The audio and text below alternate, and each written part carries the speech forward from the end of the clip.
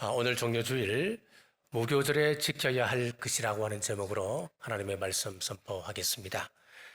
수건을 벗고 구약을 보면 예수님이라고 고린도후서 3장에서 말씀하고 있습니다. 그렇습니다. 성경 모두가 예수님에 관한 말씀입니다.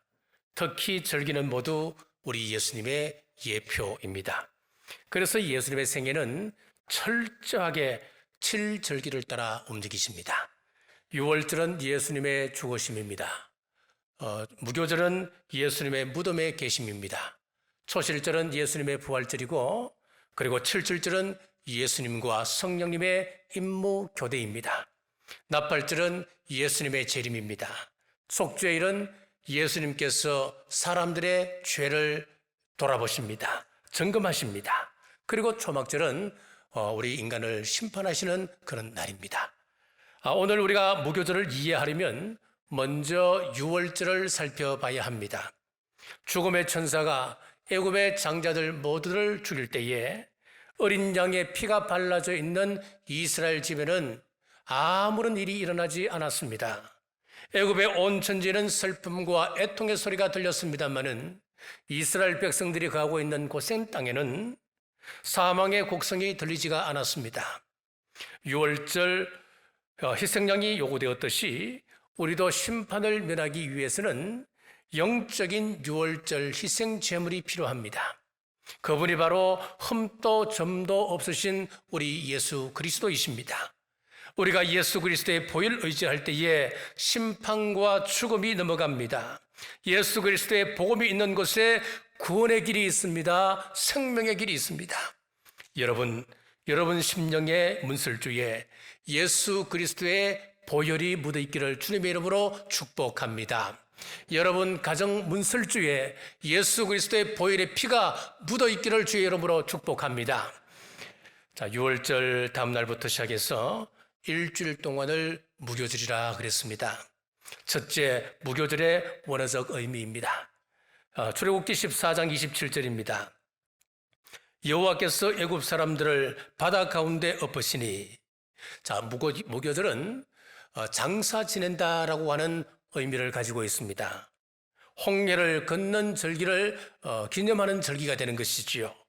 뒤에서는 애굽의 군대가 밀어옵니다. 그리고 앞에는 홍해가 가로막혀 있습니다. 진퇴양난이지요. 지금 이스라엘에게 이 홍해는 죽음의 바다입니다. 무덤을 상징합니다. 홍해에 들어가는 것은 나를 장례시키는 것과 같은 것입니다.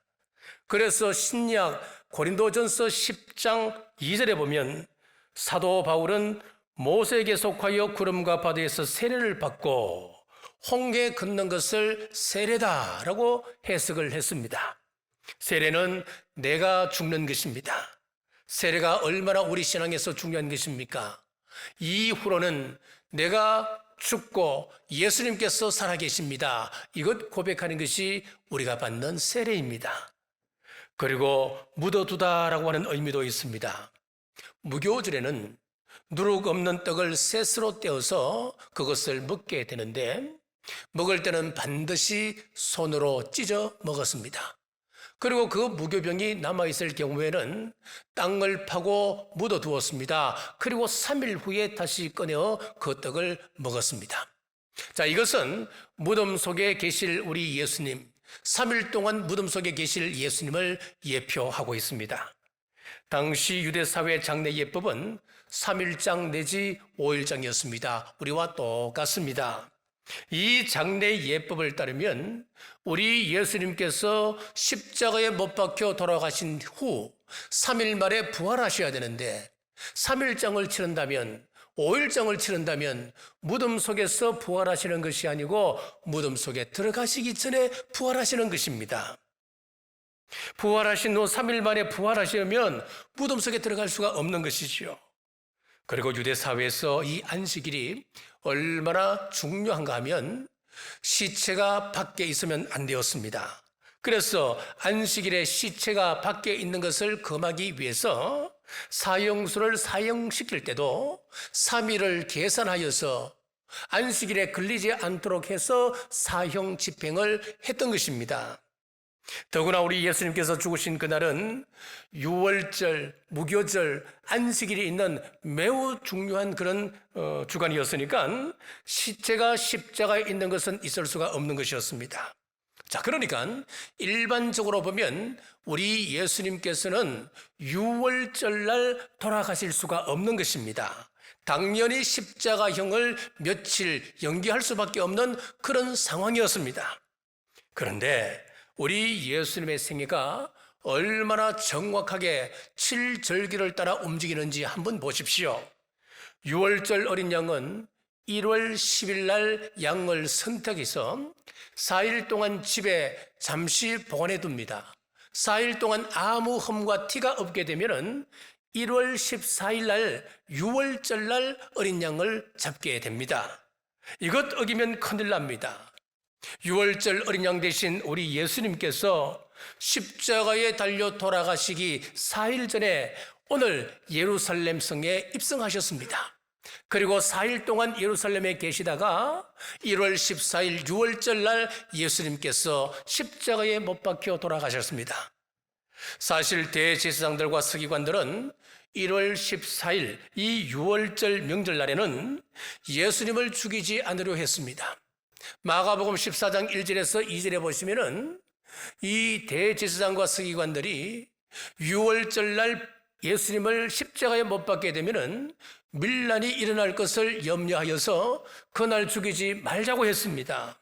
그러나 하나님의 계획은 6월절에 어린 양을 잡았듯이 6월절 실체 대신 우리 예수 그리스도가 6월절 날 죽으시도록 예수님 하나님께서는 계획하시는 것이었습니다.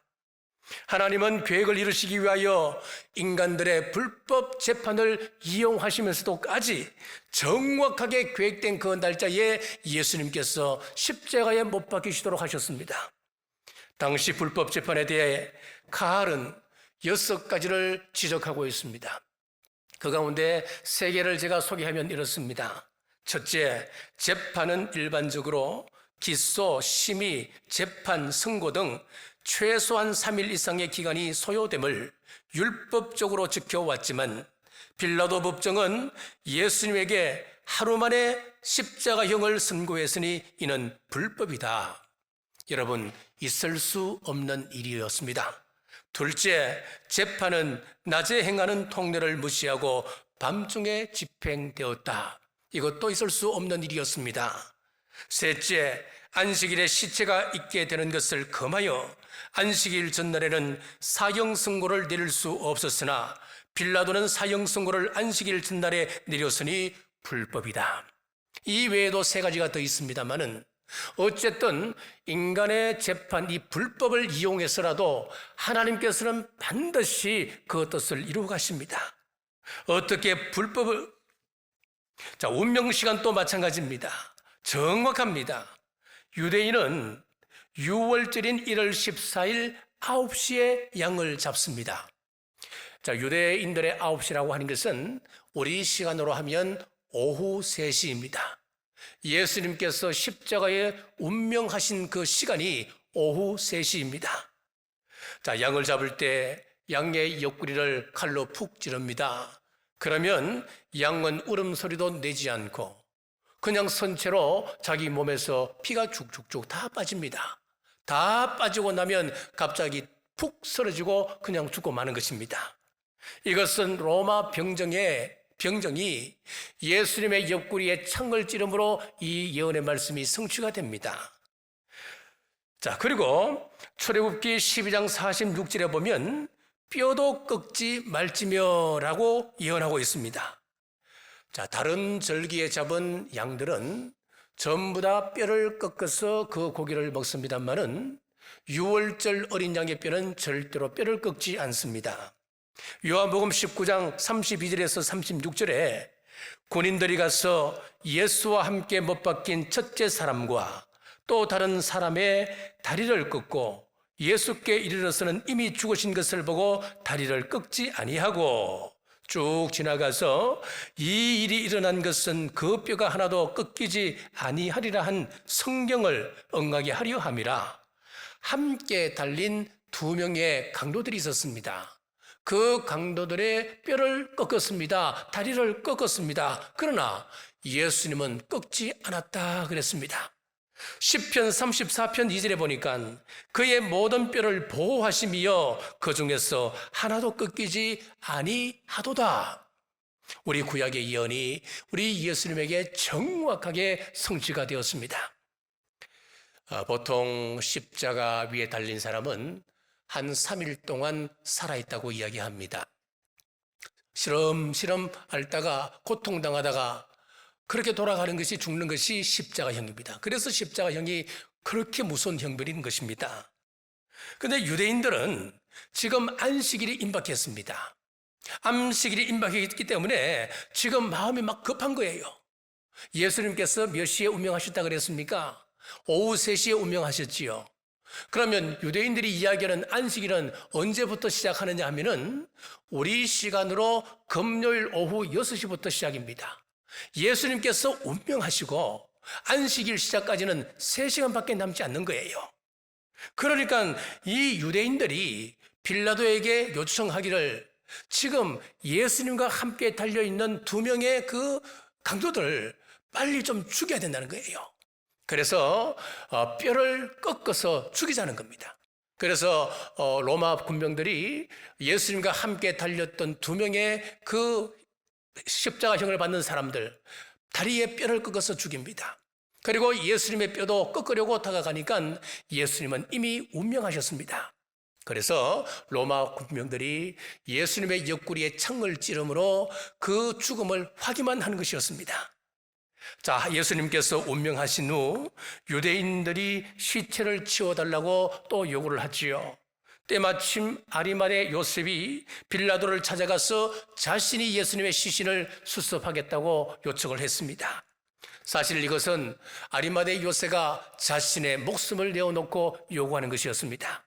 그런데 놀라운 것은 빌라도가 즉시 예수님의 시신을 내어주는 것이었습니다. 왜냐하면 유대인의 안식일이 가까웠기 때문이었습니다. 예수님의 장사는 이처럼 하나님의 섭리하에서 놀랍도록 정확하게 절기를 따라 이루어졌습니다. 우연이란 말하지 마십시오. 예언의 성취입니다. 구약의 절기를 따라 한치의 오차도 없이 정확하게 이루어져 갔습니다. 이처럼 하나님은 우리에게 주신 모든 약속도 세세히 이루심을 여러분 믿으시고 감사할 수 있는 우리 모두 되시길 주님의 이름으로 축복합니다. 둘째, 처소에는 누룩이 있으면 안 됩니다. 출애굽기 12장 15절 말씀입니다. 너희는 이래 동안 무교병을 먹을지니 그 첫날에는 누룩을 너희 집에서 제하라. 집안에 누룩을 제하라 그랬습니다. 본문에서 이 누룩이라고 하는 것은 죄악을 이야기합니다. 집안에 누룩이 없도록 하라고 하는 것은 죄에 대한 철저한 경계를 말하고 있습니다. 우리 집안에 죄가 없습니까? 나만이 알고 있는 엄밀한 죄를 감추고 있는 것 있지 않습니까? 자, 특히 이단에 대해서 여러분 주의하셔야 됩니다. 우리가 이단에 속아 넘어간다. 그것은 죄 중에 죄입니다. 자, 죄에 대한 철저한 경계를 말하고 있는데 우리 자녀들, 우리 남편들, 우리 아내들 이 가운데 여러분 이 이단에 혹시 넘어가서 이단에 속고 있는 사람은 아니 계신지요? 살펴보셔야 됩니다. 요즘 이단을 보면 여러 종교를 혼합합니다. 불교의 깨우침, 천도교의 인내천, 우리 기독교의 성령 강림 이런 것들을 전부 다 혼합해서 혼합 종교를 만들어버립니다. 그래서 교주들을 보면 대부분 무당과 비슷한 사람들입니다. 그 사람에게 이것저것 온갖 사상들이 들어가니까 마음이 막 부풀어지는 거예요. 교만해지는 거예요. 누룩을 밀가루에 넣으면 부피가 굉장히 크게 부풀어 오릅니다만은 무게는 변하지 않습니다. 이처럼 죄도 그 사람을 부풀게 만듭니다. 교만하게 만들어버립니다. 죄는 보통 4가지 채 있는 척합니다. 잘난 척합니다. 가진 척합니다. 아는 척합니다. 그리고 있는 체 합니다. 그래서 어떤 교주는 자기는 우주의 칙사로 보냄받았다. 아주 큰 죄합니다. 나는 우주의 모든 원리를 꿰뚫고 있다. 아는 죄합니다. 성령님의 능력인 양 있는 죄하고 잘난 죄합니다. 이렇게 누룩이 부풀게 하듯이 죄는 점점 크게 만들어갑니다. 오늘 우리 시대에 제일 심각한 문제가 무엇이냐면은 죄에 대한 경각심이 없다고 하는 것입니다. 죄를 무서워하지 않습니다. 죄를 지어도 내가 회개만 하면 용서받을 수 있지라고 생각하고 있기 때문에 사람들이 죄를 안고 살아가더라는 이야기입니다. 죄가 가지고 오는 그런 모든 재앙과 저주와 이 모든 심판들 끌어안고 살아가고 있더라는 이야기입니다. 여러분은 이런 의문들이 없습니까? 저는 신앙생활하면서 가장 큰 의문 중에 하나가 이 의문입니다. 예수님을 믿으면, 하나님을 섬기면 반드시 잘 되게끔 되어 있는데 왜 잘 안 될까 하는 거예요. 하는 일마다 꼬이고 터지고 또 빚 보증 잘못 써서 집안이 늘 풍지박산입니다. 조용할 날이 없는 거예요. 철야기도 합니다. 하나님 앞에 부르짖어 기도합니다. 평안할 줄 알았는데 평안이 아니라 더 복잡해집니다. 왜 그럴까요? 예수님 믿으면 잘 돼야 되지요. 잘 될 수밖에 없는 것이지요. 그런데 왜 그렇습니까? 바로 누룩 때문이었습니다. 예수님 믿는 사람이라도 죄를 가지고 있으면 저주가 오고 재앙이 옵니다. 심판이 따라옵니다. 그러므로 우리가 가지고 있는 기생하는 이 죄 반드시 처리하셔야 합니다. 다윗처럼 죄 문제를 놓고 침성이 젖도록, 그리고 눈이 짓무를 정도로 하나님 앞에 통회하고 자복하면 해결 안 될 문제가 없습니다. 그리고 주위에 있는 누룩도 제거해야 합니다. 출애굽기 13장 7절 말씀입니다. 이래 동안에는 무교병을 먹고 유교병을 내게 보이지 아니하게 하며 내 땅에서 누룩을 내게 보이지 아니하게 하라. 사람은 누구나가 주위 환경 영향에 민감하게 반응을 하게 됩니다. 영향을 받게 된다 이 말이지요. 특히 죄에 대해서는 더욱 그렇습니다. 그러므로 주위 환경에서 죄악의 요소들을 제거하여 죄에 대해서 철저하게 경계하는 것이 중요합니다. 시편 1편에 보면 복 있는 사람이라고 하는 것을 정의합니다. 복 있는 사람이 어떤 사람이었습니까? 악인의 꾀를 쫓지 아니하고 죄인의 길에 서지 아니하고 오만한 자의 자리에 앉지 않는 사람, 그 사람이 바로 복 있는 사람이다 라고 이야기하는 것입니다. 근원적으로 우리가 죄를 차단해 간다고 하는 거예요. 복 있는 사람은 근원적으로 내가 어디 가야 할지, 내가 어디에 앉아야 할지 그거 잘 구분하는 사람이라는 거예요. 그러므로 할 수만 있다면 죄악이 있는 곳에는 가지 아니하고 악인들과 동행하지 말아야 죄악으로부터 자신을 지킬 수가 있는 것입니다. 죄악이 얼마나 무서우냐 하면은 이것이 얼마나 무섭기에 처음에는 집안에서 누룩을 제하라 했다가 좀 더 확대하여서 주변에 누룩까지 제하라 그렇게 이야기했겠습니까? 누룩이 발견되면 그 사람은 이스라엘에게서 끊어진다. 하나님의 도우심이 사라진다라고 말씀하고 있기 때문에 그렇습니다. 죄가 얼마나 무서우냐면 하나님께서 성성을 다하여 삐져 만드신 아담까지도 에덴 동산에서 쫓아냅니다. 죄 때문이었습니다.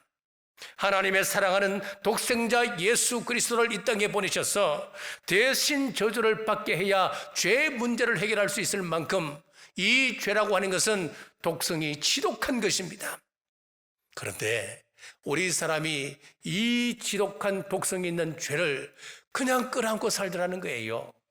우리 가슴 속에 기생시키며 살아가고 있다고 하는 것입니다. 어떤 사람은 그럽니다. 자신의 의지를 과대평가하여서 나는 어떤 상황 속에서도 죄를 이길 수 있어. 나는 어떤 형편 속에서도 죄를 짓지 않을 자신이 있어. 라고 장담을 합니다. 그러나 그것은 큰 착각입니다. 환경에 안 넘어갈 사람 거의 없습니다. 본래 죄를 몰랐던 아담과 하와도 죄에 넘어가는데 우리는 근원적으로 죄를 가지고 태어난 사람들인데 두말할 필요가 없는 것이지요. 다윗을 보십시오. 다윗이 얼마나 영적으로 탁월한 그런 사람이었습니까? 그런데 한순간에 넘어가는 것입니다. 범죄한 사람들의 이야기를 들어보면 대부분 타락한 주위 환경에 영향을 받았음을 알 수가 있습니다. 그래서 종종 이런 말을 듣곤 합니다. 내가 친구 잘못 만났어. 그런 이야기를 듣죠. 맞는 말입니다. 그러므로 우리는 주변에 도사리고 있는 누룩, 죄악의 요소들을 철저히 제거해야 합니다. 할 수만 있다면 죄악이 있는 곳은 멀리 하셔야 자신을 지켜낼 수 있습니다. 우리 예수님께서 주의하라고 하셨던 누룩이 있습니다. 첫 번째 누룩은 바리새인들의 누룩이었습니다. 이것은 위선과 외식주의입니다. 두 번째는 사두개인의 누룩을 주의하라 그랬습니다. 사두개인들은 천사도 부인했습니다. 영도 부정했습니다. 내세도 없다고 했습니다. 요즘 말로 하면 종교다원주의를 이야기합니다. 지옥은 문학 작품 속에 나오는 이야기다.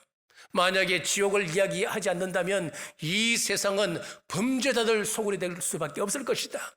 그 사람들을 좀 일깨워주기 위해서, 사회 질서를 위해서 지옥이라고 하는 것을 우리가 문학 작품처럼 만들었다. 그렇게 이야기하는 거예요. 천국은 예수쟁이들이 하는 이야기야. 천국은 상상 속에 있는 공간일 뿐이야. 실제로는 없는 것이야. 종교다원주의들이 이야기합니다. 헤롯의 누룩은 세속적이고 타협적인 삶, 혼합주의를 이야기합니다. 이런 누룩이 있는 사람들 옆에 가면 같이 동화되어져 버립니다. 금방 바이러스가 확산되어져 버리는 것입니다. 그래서 우리 주님은 누룩을 주의하라 했습니다. 만약에 이런 누룩을 가지고 봉사한다고 하면 그것은 하나님을 섬기는 것이 아닙니다. 악한 누룩을 확산시키는 것이기에 우리 하나님 기뻐하시지 않을 것입니다. 집에도 내 주위에도 누룩을 멀리하는 우리 모두도 될 수 있도록 주님의 이름으로 축복합니다. 세 번째, 이것을 우리가 거하는 모든 곳에서 지켜야 합니다. 출애굽기 12장 20절입니다. 너희는 아무 유교물이든지 먹지 말고 너희 모든 유하는 곳에서 무교병을 먹을지니라. 자, 우리가 6월절을 경험함으로 구원받았습니다. 자, 이제 구원받았으니까 끝이다. 그렇게 생각한다면 구원파입니다. 너희 모든 유하는 곳이라고 하는 것은 무교들을 처음 지켰던 애굽에서뿐만 아니라 이제 곧 가나안 땅을 떠나갑니다. 가나안을 향하여 나아갑니다. 40일 동안 광야에서 지나야 되는데 그 광야에서도, 그리고 광야를 지나서 가나안 땅에 정착해야 되는데 정착해야 될 그 가나안 땅에서도 어디서든지 무교절 규례를 지킬 때는 반드시 무교병을 먹으라고 하는 것입니다. 우리 예수님께서 말씀하십니다. 요한복음 6장 35절입니다. 예수께서 이르시되 나는 생명의 떡이니 내게 오는 자는 결코 줄이지 아니할 터이요 나를 믿는 자는 영원히 목마르지 아니하리라. 요한복음 6장 51절입니다. 나는 하늘로서 내려온 살아있는 떡이니 사람이 이 떡을 먹으면 영생하리라. 내가 줄 떡은 곧 세상의 생명을 위한 내 살이니라 하시니라. 우리 예수 그리스도가 무교병 되십니다. 이 떡을 먹으면 영생하리라 말씀하고 있습니다. 그리스도인의 삶이라고 하는 것은 예수 그리스도를 먹는 삶입니다. 자, 여러분, 사람은 무슨 힘으로 사는 줄 아십니까? 사람이 굉장히 철학적이고 심미적이고 그런 것 같은데 사람 별 것 없습니다. 한 3일만 굶겨 보십시오. 어떤 것이든 먹으려 할 것입니다. 그러니까 오죽했으면 선비도 3일 굶으면 옆집 담을 넘는다, 그 말이 나왔겠습니까? 예를 들어 3일 한번 금식해 보십시오. 3일 금식해 보면 뭔가 좀 신령해지고 좀 고상해지고 그러면 좋은데 그런 것이 아니고 눈앞에서 뭐가 지나갑니까? 짜장면 곱빼기 획 지나가는 거예요, 여러분. 별것 아니란 이야기예요. 무슨 이야기냐면은 사람은 밥 힘으로 사는 거예요. 예. 그럼 성도들이 영적으로 힘이 없는 이유가 분명해지는 것 아니겠습니까? 우리 육신에 양식이 없으면 그 사람이 굶어 죽는 것처럼 영적으로 힘이 없다고 하는 것은 영적인 양식을 먹지 않아서 그런 거예요. 무교병이신 예수 그리스도를 섭취하지 않아서 그렇습니다. 예수님은 말씀이 육신이 되신 분이십니다. 예수님은 말씀 그 자체이십니다. 예수님을 먹는다고 하는 것은 곧 말씀을 먹는 것입니다. 사랑하는 여러분, 예수님의 말씀, 하나님의 말씀을 섭취함으로 여러분이 영적으로 건강하셔서 영적인 힘을 가지시고 어떤 곳에서든 거룩한 삶 살아갈 수 있는 우리 모두 되시길 주님의 이름으로 축복합니다. 말씀을 맺겠습니다. 우리는 유월절을 경험함으로 구원받았습니다. 구원받았으니 이제 끝이다. 그게 아닙니다. 무교들을 통하여 주시는 메시지는 이제는 거룩한 삶을 살아라라는 것입니다. 그래서 사도 바울은 빌립보서 2장 12절 말씀에서 두렵고 떨림으로 너희 구원을 이루라 그랬습니다. 교회에서뿐만 아니라 여러분 교회를 떠나서 여러분 가정에서, 직장에서, 아니면은 불신자들과 함께하는 회식 자리에서, 또 믿음의 사람들이 모이는 기도의 장소이든 때와 장소를 가리지 말고 누룩을 제하라, 경건하고 거룩한 삶을 살아가라 라고 하는 것입니다. 사랑하는 여러분, 말씀 안에서 깨끗한 삶 살아가시길 주님의 이름으로 축복합니다. 어느 곳에 어디에 가시든 여러분들은 죄를 멀리하는 삶 살아가시길 주님의 이름으로 축복합니다. 하나님 허락하신 삶의 터전에서 거룩한 삶 살아가시는 우리 남부교회 모든 성도님들 되시길 주님의 이름으로 축복합니다. 기도하겠습니다. 아버지 하나님, 오늘 무기절 속에 숨어있는 하나님의 사랑을 나누게 하심 감사합니다. 그리스도인이라 하지만은 거룩한 삶과는 무관한 누룩과 같은 삶을 살았습니다. 빛과 소금의 역할을 감당치 못하고 살아갔습니다. 이후에 우리 삶은 죄로부터 철저하게 구별함으로써 거룩하신 하나님의 백성으로서의 합당한 삶을 살아가는 저희들이 되게 하옵소서. 다시 오실 예수님 이름으로 간절히 기도드리옵나이다. 아멘.